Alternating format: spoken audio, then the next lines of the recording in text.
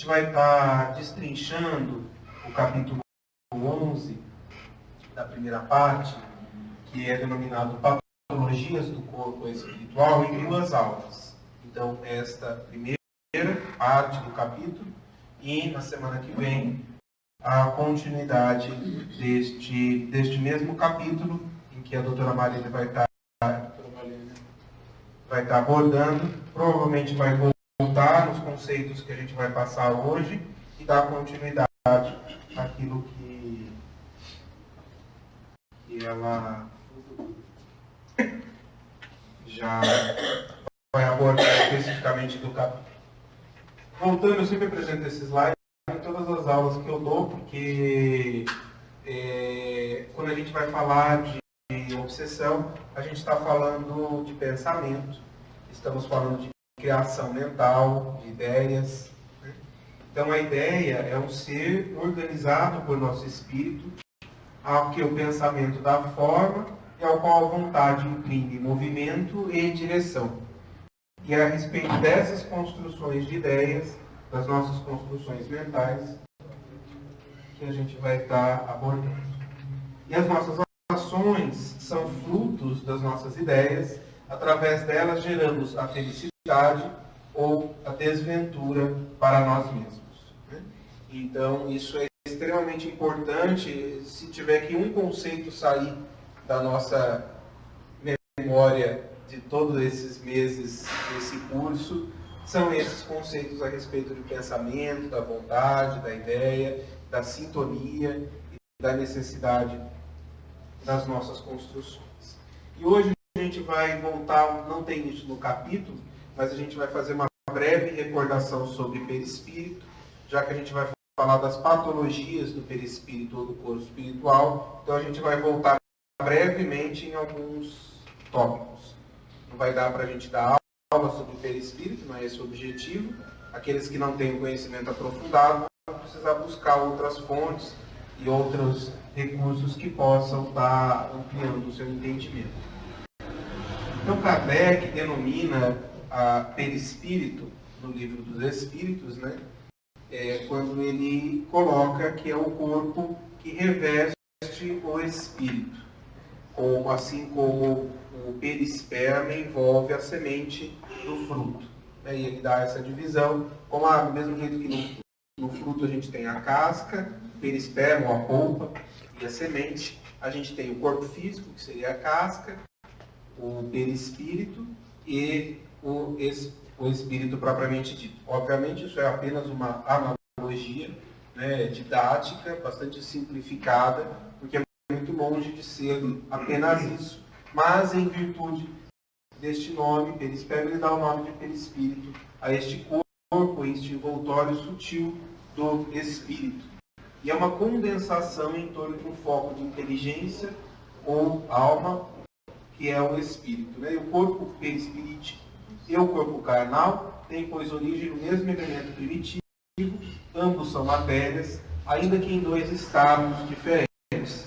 Então é constituído de matéria, não é um vaporzinho, não é uma coisa abstrata, mas é matéria, assim como o nosso corpo físico é matéria para nós, o perispírito é matéria palpável, com todos os órgãos do sentido, para os desencarnados. E para nós também. E o perispírito é quem vai dar o molde de formação do corpo físico. Nele está registradas informações que vão determinar parte do nosso desenvolvimento embriológico, né, do nosso desenvolvimento embrionário, carreando para o corpo físico características que estão ali expressas e inscritas na nossa genética perispiritual. Não é um determinismo fixo, mas traz características, determinadas tendências, situações que no decorrer das nossas atitudes, das nossas escolhas, podem ou não se manifestar, inclusive como enfermidades. É constituído de matéria, só que é numa outra faixa vibratória. Isso é extremamente importante. O perispírito ele está sob comando direto do pensamento. Nós também estamos. Assim é que uma emoção um pensamento carregado com um sentimento, por exemplo, de raiva, gera sintomas em nós, não gera? Taquicardia, irritação, aceleração da pressão arterial, aumento da frequência respiratória, enrijecimento muscular, assim como o pensamento de tristeza também gera sintomas em nós, de alegria, ou seja, nós estamos submetidos ao comando do nosso pensamento e do nosso sentimento.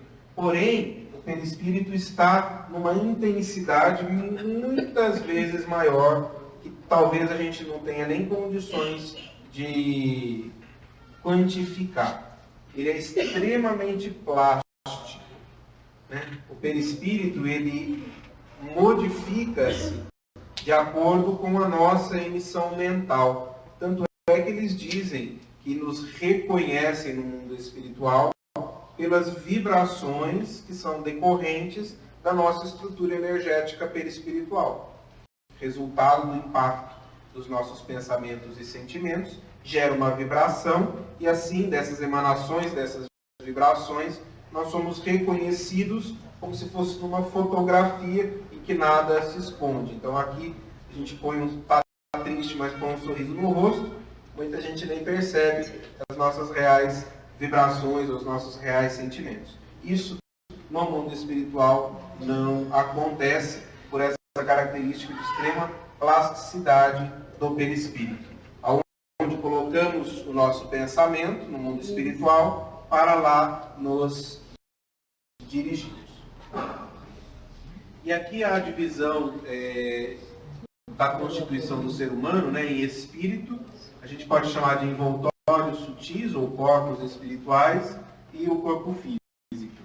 A gente dá o nome de tudo isso daqui de perispírito, embora na codificação de Kardec da doutrina espírita, com a contribuição de André Luiz, a gente destrinche isso em outros corpos. Por exemplo, o corpo mental, André Luiz nos diz que não faz parte do perispírito. O corpo mental é o envoltório direto do espírito, é por onde transita e por onde é emitido os nossos pensamentos, embora o pensamento seja um atributo do espírito. Ele já é matéria, ao ser matéria ele passa pelo corpo mental que o emite. E é o corpo mental que vai dar origem ao perispírito. Por isso é que o perispírito está sob o comando do pensamento. Qualquer mudança no campo mental altera imediatamente a nossa vibração perispiritual. E o perispírito pode ser dividido em corpo astral, corpo causal e o corpo vital ou duplo etérico, que é aquele que faz a ligação com o nosso corpo físico, que, vamos dizer, é a porção mais grosseira do nosso perispírito e que só existe ou só está presente em nós quando do processo da reencarnação. Quando nós desencarnamos, do mesmo jeito que o corpo físico desintegra-se nas substâncias pela terra, né, pelos micro-organismos, o corpo vital também vai desintegrando-se e essa energia retorna ao corpo. E a gente precisa compreender que o perispírito tem papel mais do que fundamental, estrutural no processo saúde e doença. Ele é constituído das energias elaboradas no pensamento, como a gente já colocou. E as energias dos sentimentos que nascem na estrutura mental vão dar luminosidade ou vibrações doentias de acordo com as suas criações. Eu não sei se vocês lembram, mas André Luiz nos diz que o sentimento é quem dá forma, cor, textura, cheiro ao pensamento, né? Então são as energias dos nossos sentimentos que vão dar luminosidade ou vibrações doentes que ficam ali gravadas em nós. Aqui, obviamente, é uma imagem de um perispírito extremamente harmonizado, de uma malha perispiritual extremamente harmonizada e equilibrada. Então, se nós, eu sempre repito essa frase, né, da Evolução em 2 Mundos, quando nós construímos algo no bem, isso fica registrado em nós? Fica, né? De que forma isso fica registrado em nós? na forma de sentimentos nobres, de sentimento na forma de vibrações, que vão depois se constituir em sentimentos nobres, que depois vão se constituir em valores, depois em virtudes. Então fica registrado em nós na forma de construções do bem. E o nosso campo mental passa a ser imantado sempre daquela vibração que temos construído em nós. Assim é que um ser que já tem a bondade construída como um valor, ele emana essa vibração de si. Todos os seus pensamentos são envolvidos nesta vibração de bondade. A gente tem aí a figura, né, que conviveu contemporâneo nosso, o Chico Xavier, que era um espírito que já trazia a construção da bondade. Todo o tempo ele estava, o seu pensamento era envolvido, ele não precisava pensar em ser bom, que nem a gente precisa, né? O pensamento dele já emitia naturalmente, porque já foi uma construção que ele já realizou. Hoje nós estamos construindo, né? Com certeza, depois de construirmos isso, se tornará um reflexo condicionado em nós, né? Que foi a fixação no bem, que o Maida falou no final. E o contrário também é verdadeiro. Exatamente. E quando nós construímos no mal, fica registrado em nós? Com certeza. Né? O mecanismo é o mesmo. E fica registrado aonde? Na nossa estrutura perispiritual. Embora a gente vá adquirindo atributos do espírito, mas vai ficando registrado no perispírito essas questões. Né? Porém, quando a gente fala o mal, o que é o mal? Né? É tudo aquilo que é contrário à lei do amor. Que nós podemos agir por ignorância ainda da lei do amor ou por rebeldia a ela. Né? Por não queremos, já sabemos, mas não queremos segui-la pelo motivo que cada um de nós emite. Tudo isso fica registrado em nós. Porém, apenas o bem é eterno, não é? Tudo aquilo que é construção em desacordo com a lei do amor precisará ser reorganizado. Precisará ser reconfigurado. Por quem? Por nós mesmos. Né?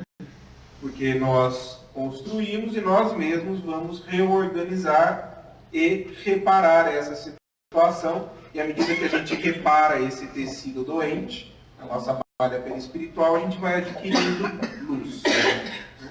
É a única maneira da gente ir adquirindo luz. Então esses vícios da mente, quais sejam o egoísmo, a vaidade, os ciúmes, a rebeldia, a preguiça, a ociosidade, a cobiça, a gula, a inveja, geram atitudes destrutivas em nós, que vão levar a lesões perispirituais, a relacionamentos difíceis e a desajustes os mais variados, ainda encarnados. Né? Porém, quando a gente desencarna, esse processo, se a gente não reparou isso daqui enquanto encarnados, quando a gente desencarna, a gente vai confrontar essas situações com as leis divinas inscritas na nossa própria consciência. Porque isso é uma das contribuições fantásticas do Espiritismo, né? Que ele nos diz, aonde estão escritas as leis de Deus? Essa é uma pergunta de Kardec aos espíritos, né? Espírito de verdade. Qual que é a resposta? Na consciência. Né? Ou seja, na consciência que estão escritas as leis divinas. E o nosso processo evolutivo, pouco a pouco, vai nos burilando e nos permitindo acessar cada vez mais a nossa consciência, até que a gente possa expandir em amor, em plenitude. Isso gera uma lesão, um imprinting espiritual, particularmente no nosso corpo causal, desorganizando e desestruturando toda a nossa malha perispiritual, formando nós, nódulas energéticas que vão precisar de reparação, porque elas desorganizam todos os nossos centros de força. Aí está a consequência perispiritual da aula que foi dada na semana passada e que o Maida fez uma breve revisão hoje, que é a fixação mental nos nossos estados doentios, ou seja, voltando aqui, né, as fixações mentais nessas situações como tem uma intensidade e um tempo de duração de estímulos repetitivos nesse sentido, gera toda essa desorganização em nós. Deu para entender o que acontece no nosso perispírito em 15 minutos? É muito mais complexo do que isso, mas apenas uma chamada para a gente pensar sobre isso. E a gente entra no tópico mais propriamente do capítulo, que ele vai falar do monoideísmo. Como a gente falou, é um agravamento do processo de fixação mental. Que ele passa a ficar fixa naquela ideia, mas ele ainda transita em outras. E a partir do momento que ele entra no monoideísmo, ele fixa apenas naquela situação. Antes da gente comentar sobre o que acontece em nós, André Luiz comenta muito interessante no Evolução em Dois Mundos, que esse é um processo da natureza. E que nós já vivenciamos esta situação inúmeras vezes. Isso é um mecanismo natural que já existe em nós, que por muito tempo foi útil. Quando nós estávamos num grau de consciência muito inicial, como homens, né, no reino, na humanidade. Isso era muito natural em nós. Então, André Luiz comenta que o homem selvagem, a única coisa que ele conhecia era a vida terrena. O carinho dos seus, aquilo que ele estava habituado a fazer. Aquilo era a realidade para ele. Ele não pensava em outras questões além daquilo que vivia no dia a dia. Quando ele desencarnava, o que será que acontecia com ele? Né? Aquela situação era extremamente esquisita. Não é? Porque passar a ficar imerso nos próprios pensamentos, não ter mais aquele ritmo de trabalho, convívio com os seus, é uma situação extremamente inquietante. Né? E uma dificuldade de enfrentar a solidão após a morte. Porque não tinham outras construções. Quando entrava em contato com outros seres também desencarnados, aquilo gerava nele um medo, um estranhamento, e ele fugia daquela situação. Então, o que acaba acontecendo? O monoideísmo, qual a ideia fixa? De voltar para junto dos seus. Então, não era uma ideia fixa de vingança, de ódio. Era uma ideia fixa de voltar ao convívio daqueles que lhe eram caros. Voltar àquela situação que ele já estava habituado. E ele não consegue pensar diferente. O único desejo é de retomar a vida física.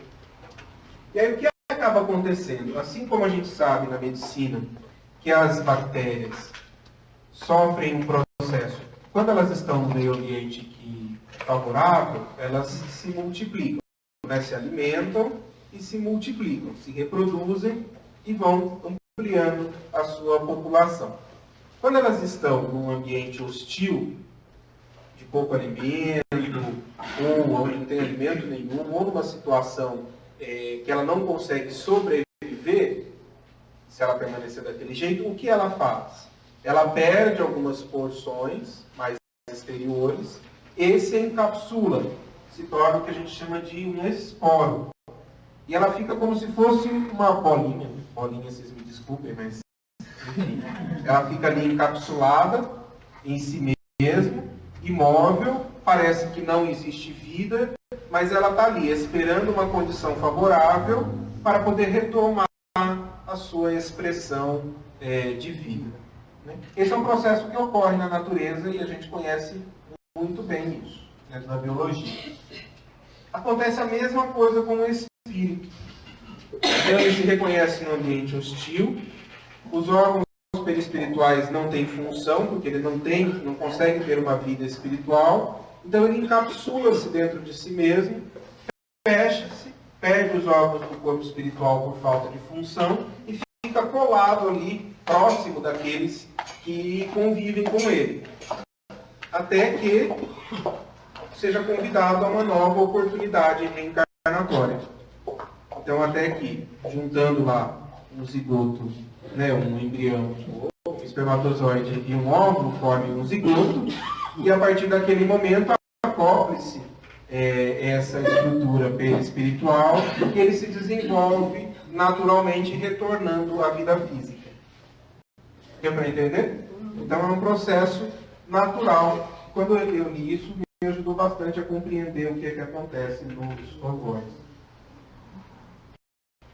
Eu espero que dê tempo da gente chegar hoje. Bom, André Luiz chama isso de monoideísmo auto-hipnotizante. Então ele entra numa ideia fixa, que no caso era de voltar para junto dos seus, e se hipnotiza por essa própria ideia. Provocado por um pensamento fixo, depressivo, pela inadaptação ao mundo extrafísico, transforma-se assim num ovoide. Né? Ou seja, eles viram um agravamento daquela situação da fixação mental, monoideísmo, compoidização. Bom, além do monoideísmo, o processo de simbiose, porque ele aproxima-se daqueles que na vida física compartilhavam com ele e vive junto ali, embora sem ter uma expressão mental significativa. É largamente utilizado por nós, esse processo de monoideísmo. Inicialmente por ignorância das leis divinas, por falta mesmo de conhecimento. Depois soma-se a isso, gradativamente conforme o desenvolvimento da nossa razão, o desenvolvimento da nossa responsabilidade e o grau de responsabilidade pelo grau de conhecimento adquirido das leis divinas. Então, quando a gente passa a agir contrário a elas, soma-se a essa situação.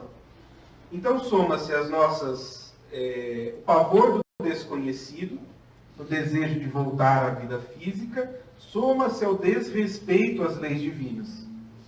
Então aqui já estamos falando de um espírito que já está mais avançado em inteligência, né, corrompido pelas sensações doentes, nos diz no Evangelho, nos desrespeito à lei divina, e que vai acumulando culpas e remorsos, que é um mecanismo intrínseco, natural em nós, sempre que nós, de alguma maneira, infringimos as leis divinas, geramos em nós um processo de culpa. Quando esse processo de culpa adoece, o processo de culpa sempre existe quando nós infringimos a lei divina. Porém, nós podemos percorrer dois caminhos. Né? Um é o caminho do remorso, que é um aprofundamento desse processo de culpa doentia, em que nós nos impingimos e ficamos nos remoendo naquela situação. Que geralmente a gente diz, o espírito fica se sentindo culpado, está nessa zona do remorso. O André Luiz nos traz. E o outro caminho é o caminho do arrependimento. Então, não, me sinto culpado pelo que eu fiz, me arrependo verdadeiramente, e agora eu vou expiar e reparar o meu erro. Né? Reorganizar, reconfigurar, construir novas ideias em cima, novos sentimentos, em cima daquilo que eu desorganizei em mim. E com isso acontece o quê? Uma disfunção do centro coronário que altera-se, o núcleo da visão profunda do espírito, ele passa a contemplar tão somente os quadros terríficos relacionados com as culpas contraídas. Então ele viveu um monte de coisas, mas aquela situação que gerou um processo de culpa e ao qual ele não foi capaz de caminhar pelo arrependimento, mas deixou ali, ou empurrou para baixo do tapete, né? Nessa aqui. Muitas vezes a gente precisa fazer isso, é um mecanismo de defesa nosso. Mas esse depois vem, assim como aquilo que a gente joga no mar, né? Leva por um tempo e depois retorna para nós mesmos, né? E o espírito fica imerso naquele quadro contemplativo. Isso gera para ele bastante desajuste, um monoideísmo focado, no caso aqui, nas culpas contraídas. Isso pode acontecer também num pensamento de ódio? Pode. O espírito que desencarna com um pensamento de ódio muito grande e fica alimentando isso, vai o mesmo mecanismo. Ele só vê esse quadro. Pode acontecer num quadro de cobiça, de avareza? Pode acontecer a mesma coisa.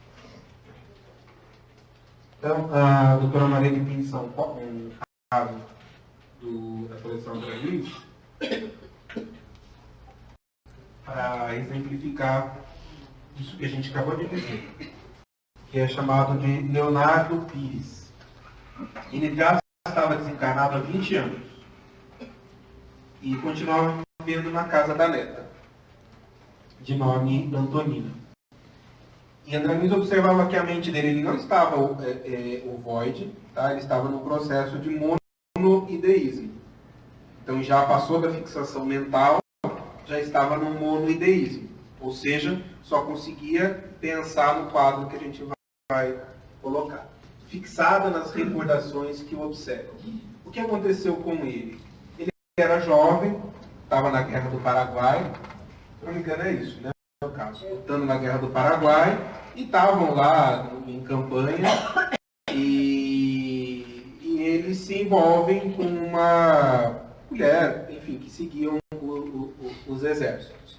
E ele e um outro soldado começam a disputar o coração daquela mesma mulher. E, com ciumento com essa situação, resolve eliminar o rival. Então, envenena um vinho, dá para ele beber, ele bebe, desencarna, não descrito na história nenhum processo de que esse que desencarnou ficou ali obsediando ele, numa vingança, não está descrito isso. E aconteceu essa situação, o crime não foi investigado, eles seguiram adiante em campanha, tal, ele viveu um tempo com essa mulher, depois abandonou, quando voltou ao Brasil, casou-se com uma outra mulher que não tinha nada a ver, teve filhos, teve neto, constituiu uma vida absolutamente honesta, trabalhador, né? Não tinha assim, não houve mais nenhum outro desajuste ao longo da sua existência. Porém, ao envelhecer, especialmente no leito de morte, ele começou a ter a mente fixa na lembrança do crime, que antes o incomodava muito pouco, mas no momento do ajuste de contas, né, a mente começou a ficar fixa na lembrança do crime que cometeu e que não foi solucionado, ou seja, ele não foi condenado, nem arrependeu-se daquela situação. Ao ele desencarnar no mundo espiritual, esse monoideísmo persistiu, manteve-se. E ele, no desrespeito às leis divinas, nesse sentimento de culpa e remorso, ficou nesta situação e permanecia nela há 20 anos. E aí a gente vê a questão da lei de Deus inscrita na consciência, ele num processo de culpa adoeceu para um processo de remorso e ali estava até que houvesse um arrependimento real daquela situação. No Evangelho segundo o Espiritismo é muito interessante, né?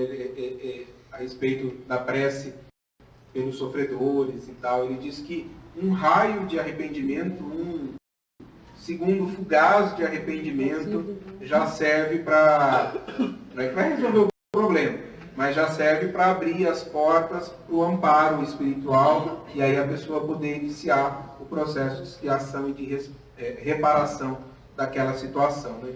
E fala um raio muito fugaz de arrependimento já serviria para essas situações. Né?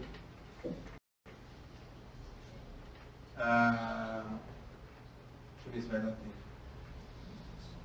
Bom, rapidinho. Essas construções doentes do nosso pensamento são constituídas por energias escuras e densas que impedem a expansão da luz, vão enfraquecendo a nossa vontade. E aí o pensamento passa a não construir nenhuma ação nobre, perde o fluxo, o ritmo das energias. Então esse é o primeiro passo que acontece num processo de fixação mental, caminhando para um monoideísmo. Isso é muito importante da gente conhecer para percebermos quando nós estamos entrando numa situação desse tipo. Né? Então, quando nós estamos com construções doentes do nosso pensamento, ciclando só naqueles pensamentos doentes, repetitivos, da culpa, do remorso, do ódio, da vingança, da ambição, do materialismo, o que quer que seja, e a gente não consegue sair, você tenta pensar em outra coisa, dali a pouco você volta, tenta pensar em outra coisa, daqui a pouco você volta. Tenta orar e não sai do lugar, né? Opa, é um momento que acende uma luzinha amarela aí de atenção. Especialmente porque a gente começa a enfraquecer a nossa vontade. Que Leon Denis diz, né, que é o motor, a força motriz do espírito, o motor do espírito. Quando a gente enfraquece a nossa vontade, vontade não é desejo, tá? Às vezes a gente pode ter desejo de fazer um monte de coisa errada, isso não é vontade. Embora a gente fale a força de vontade, não. A vontade, segundo a doutrina espírita, é um atributo do espírito, que está relacionada com a construção do bem. Então enfraquece o desejo de construir o bem. E aí o pensamento fica sem construir nenhuma ação nova e perdendo o fluxo e o ritmo das energias. Movimentos fechados, impede a expansão da energia e a ausência de renovação de pensamentos e sentimentos. Quem já se sentiu assim? Em algum momento? Quem já se sentiu assim? Ninguém. Todos seres de luz, só eu e mais algumas pessoas já. Quem está sentindo assim neste momento, né? É muito importante a gente prestar atenção quando o nosso pensamento está fechado, está numa ideia fixa, para que a gente não permaneça alimentando esta situação. E a gente precisa quebrar isso. De que forma? A oração, a prece, o evangelho, o passe, a água frutificada, o trabalho no bem, o atendimento fraterno, a conversa com alguém com quem a gente confia, o esforço íntimo de cada vez que vem um pensamento difícil, substituir por um pensamento de luz. Né? Então vem um pensamento de crítica, a gente substituir por um pensamento de tolerância, de compreensão. Vem um pensamento de culpa, de remorso, substituir por um pensamento de perdão, para a gente romper esse ciclo doente.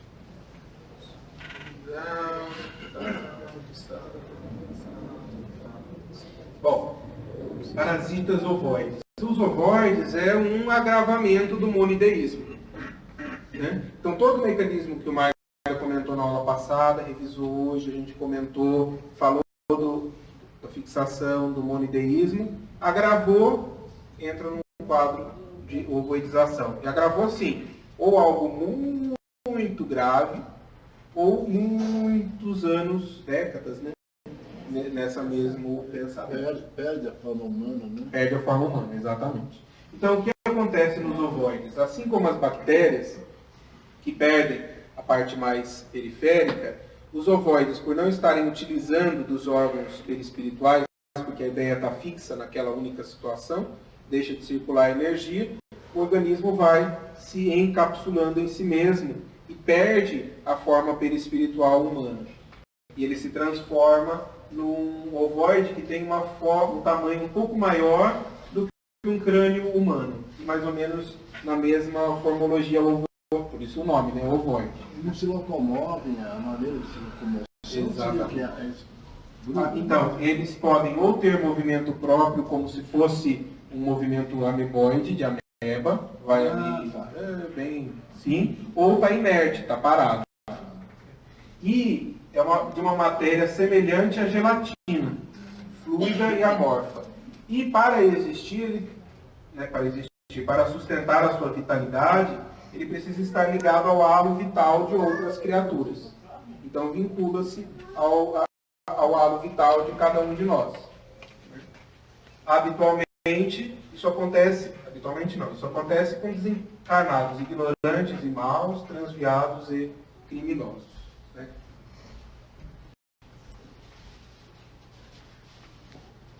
Não lembro o nome do espírito. Um G. Rúbio. Do livro Libertação, que vai comentar. Pela densidade da mente saturada de impulsos inferiores, não conseguem elevar-se e gravitam em derredor das paixões absorventes que por muitos anos elegeram em centro de interesses fundamentais. Aquilo que o Maida comentou, né? Depois vocês acessam lá no YouTube e vejam. A mente fica focada naquilo que era um objeto de atenção, naquilo que era o único objeto de interesse do espírito. Ele não consegue elevar-se.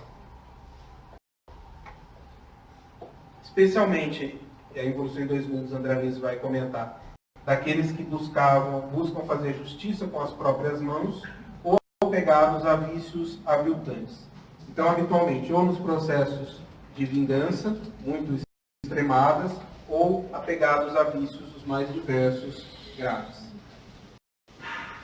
Embora todos aqueles que mantêm o monidéismo grave por muito tempo possam caminhar para essa situação. Essa fixação, então, fica repetindo infinitamente aquelas imagens, como no processo hipnótico. Ele fica fora das noções de espaço-tempo e tem enormes transformações na morfologia do perispírito. Por ele ser extremamente plástico, ele vai se alterando e se reconfigurando, perdendo as expressões mais exteriores por falta de função, retrai os órgãos espirituais, gera uma ovoidização. E André Luiz comenta que permanecem colados àqueles que foram seus sócios no crime, obedecendo a orientação das inteligências que os entrelaçam na rede do mal. Qual a situação psíquica desses espíritos? A maioria dorme, como se estivessem estranhos pesadelos que não acordam nunca e incapazes de exteriorizações maiores. São como fetos ou abentas mentais, mobilizáveis, contudo, por entidades perversas ou rebeladas, e podem, ao estar vinculados a outros espíritos encarnados, dar uma série de sintomas. E o que acontece? Como é que saem nesse estado? Google de novo comenta. Assim como a semente jogada na corda escura vai formar a árvore adulta, os ovoides vão se desenvolver normalmente como embriões humanos. Então, estão ali acoplados naquelas pessoas e eles vão naturalmente se desenvolver e, se tiver condições espirituais, reencarnar ou não. Na companhia de sócios ou de desafetos, usufruindo da abençoada oportunidade de se acertarem ante a lei divina universal do amor.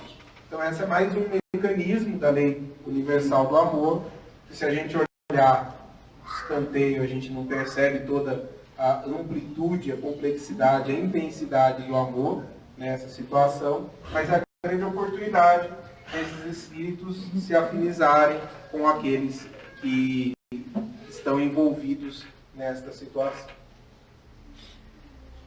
Conta-se um caso do livro Libertação, que eles estavam andando por regiões bastante difíceis da espiritualidade, viram uma mulher desencarnada, que estava deitada no solo e estava com 3 formas ovoides ligadas ao seu perispírito. André Luiz foi auscultar aqueles ovoides e ouvia só frases de vingança.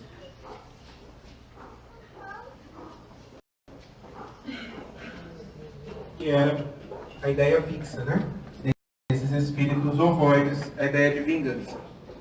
E aí foram descortinar o porquê.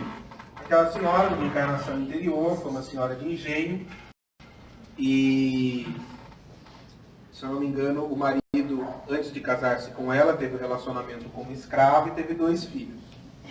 Eles casaram-se e o marido manteve aquele escravo e os 2 filhos vivendo na propriedade. Ela não se conformou com essa situação e deu um jeito de expulsar esses espíritos de lá e acabaram desencarnando. A mãe desses 2 filhos, escrava, então foi vendida e depois acabou morrendo. Os 2 filhos sofreram torturas e tal e acabaram morrendo em decorrência do processo de tuberculose. E desencarnaram com ideias fixas de vingança contra esta senhora. Todo mundo desencarnou, permaneceram no estado de ovoidização e permaneceram vinculados ao campo mental dela. Até que numa nova programação reencarnatória, essa senhora será mãe desses espíritos, percebendo-os como filhos, a fim de restituir-lhes a vida e o afeto que lhes tirou. Provavelmente ela vai apresentar centros vitais desarmônicos que vão ser reajustados à medida do seu sacrifício, da sua renúncia, do seu esforço, recaminhando os filhos à estrada certa. Essa não é a única forma de reparação e de reorganização, mas um caso que André Luiz descreve interessante, que nos aponta nessa direção. Por fim, nos mensageiros, André Luiz diz o seguinte: na criatura reencarnada, quase todas as perturbações congênitas da mente estão relacionadas com as fixações que antecederam na volta ao mundo. Aqueles que fracassaram retornam à vida terrena, fazendo parte da vasta área dos neuróticos, dos loucos, dos mutilados, dos feridos e dos enfermos de toda a casta. E só as lutas na carne vão processando a extroversão indispensável à cura das psicoses de que são portadores. E aqui estamos falando de ninguém lá fora, não. Estamos falando de nós mesmos, né? Porque nos incluímos em uma ou noutra situação dessas múltiplas aqui, que André Luiz nos descortina. E aí o grande valor da reencarnação, é o grande valor de estarmos na matéria física, no corpo físico, que nos permite ir processando isso que André Luiz chama de extroversão, ou seja, irmos drenando para o nosso corpo físico essas vibrações deletérias doentes, arquivadas por nós mesmos, e que precisam ir pouco a pouco nos reconduzindo ao processo de reorganização, ou, como ele chama, de cura. Essa frase está no Entre a Terra e o Céu, olha só, espetáculo, né? O corpo divino não é apenas um vaso, o corpo físico não é apenas um vaso divino para o crescimento de nossas potencialidades, mas também uma espécie de carvão milagroso, absorvendo-nos os tóxicos e resíduos de sombra que trazemos no corpo substancial, que é o perispírito, né? Ou seja, o nosso corpo físico não é apenas, também é, para o desenvolvimento das nossas potencialidades, dos nossos sentimentos, construção de valores, que é o nosso processo de progresso espiritual. Mas também uma espécie de carvão que vai drenando, que vai absorvendo, que vai puxando literalmente essas energias doentes desse corpo mais sutil, trazendo para a matéria, permitindo uma reorganização, uma reparação espiritual naquele sentido. E aí, para a gente encerrar, uma frase de Emmanuel, que eu adoro, que é o Consolador, ele diz o seguinte: para o homem da terra, nós, a saúde pode significar o equilíbrio perfeito dos órgãos materiais. Então, hoje em dia já nem é esse conceito mais de saúde, né? Para a Organização Mundial da Saúde, esse livro foi escrito em 40 e pouco, 40, ainda a saúde significava ausência de doença, ou equilíbrio perfeito dos nossos órgãos físicos. E ainda hoje, muita gente pensa que isso é saúde.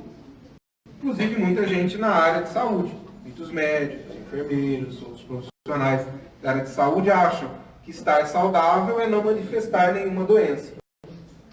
Né? Isso é um grande equívoco, porque a gente pode não estar manifestando nenhuma doença e estar profundamente doente. E podemos manifestar algumas doenças, conviver com elas sem estar doente, buscando estar o mais saudável possível, psiquicamente, espiritualmente, emocionalmente e fisicamente também. E ele já diz lá em 1940, né?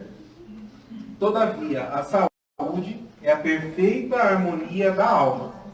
Então, para a espiritualidade, o que é ter saúde? Né? O que significa saúde? É a perfeita harmonia da alma.